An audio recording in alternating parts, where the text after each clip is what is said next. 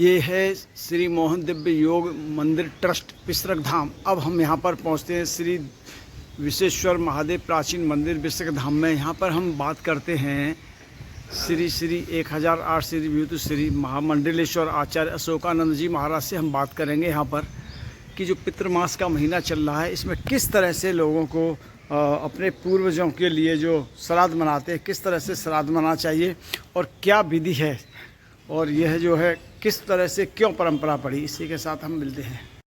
मुझे अश्विन मास का महीना लगा हुआ है। इसमें प्रथम जो 15 दिन होते हैं ये लगे होते हैं हमारे पितृपक्ष के। उसके बाद नवरात्रि आती है। तो पितृपक्ष है, किस तरह से हमारे बुजुर्गों की आत्मा की शांति के लिए किस तरह से मनाना चाहिए, हमारे दर्शकों के लिए इस समय बताइए। जी, बहुत अच्छा आपने ये मुद्दा लिया और पितृपक्ष के विषय में हमारी आने वाली पीढ़ी को भी जानना चाहिए।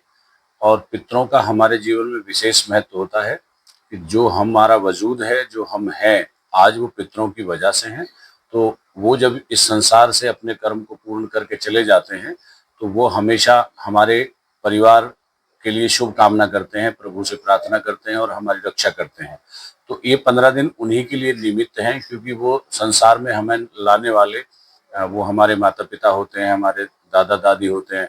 तो उनके लिए हमें विशेष रूप से इन 15 दिन में सात्विक रह करके उनको रोजाना भोग लगाना चाहिए, उनके नाम का जल अर्पण करना चाहिए और उनके नाम का हमेशा भजन करना चाहिए और उनकी कृपा हमारे ऊपर बनी रहे, इसके लिए हम गाय को भोग देते हैं, पक्षियों को भोग देते हैं और श्वान को भोग देते हैं। तो हमें ये भोग देते रहना चाहिए जिससे कि वो उनको प्राप्त होता है और वो प्राप्त करके उनको संतुष्टि मिलती है। और पितरों के लिए हमें गंगा स्नान भी करना चाहिए। मुझे किस तरह से होना चाहिए, जैसे वो होते हैं बेल होती है, तोले की बेल पे पत्र रखते हैं, जी जी उसके से थोड़ा सा विस्तार से बताइए। जी जी देखिए, ये सारा विषय शुद्धिकरण का है। जो हम भोजन बनाते हैं उसे शुद्ध होकर के बनाना चाहिए और जो पात्र होते हैं, क्योंकि हम उनमें रोजाना भोजन करते हैं तो झूठे पात्रों में हमें उनको भोग नहीं देना चाहिए। इसलिए हम जो पत्र है वो शुद्ध होता है, वो किसी के द्वारा यूज नहीं किया होता और प्रकृति का वो एक शुद्ध विषय है। तो इसलिए जो तोरी के पत्ते होते हैं या बड़ के पत्ते होते हैं उन पर लोग भोग लगाते हैं। तो ऐसा भोग दे करके हम उनको पवित्रता का भी विषय देते हैं। दूसरा विषय ये रहता है कि हमें इन 15 दिन में बहुत पवित्र रहना चाहिए, सात्विक रूप से रहना चाहिए, नाखून नहीं कटवाने चाहिए, बाल नहीं कटवाने चाहिए और हमें नए वस्त्र नहीं खरीदने चाहिए, कोई भी शुभ कार्य नहीं करना चाहिए, क्योंकि पितरों का ये एक अनुष्ठान होता है 15 दिन का। वो कहते हैं कि तुम सांसारिक भौतिक वस्तुओं को छोड़ करके कुछ समय आप उनके लिए प्रार्थना करें, उनके लिए भजन करें और उनको भोग लगाएं और उनका हमेशा स्मरण करते रहें।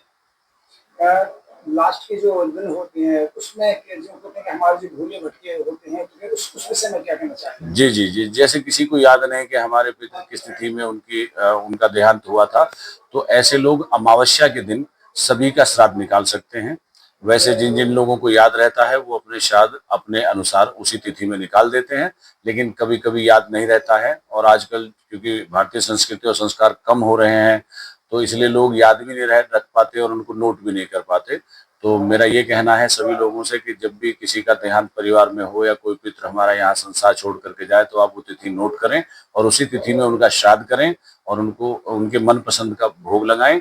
और तत्पश्चात आप किसी ब्राह्मण आदि को या ब्राह्मणी को आप वस्त्र आदि दान करें, भोजन दान करें, यथाशक्ति दक्षिणा आप मतलब यथाशक्ति दक्षिणा दे सकते हैं।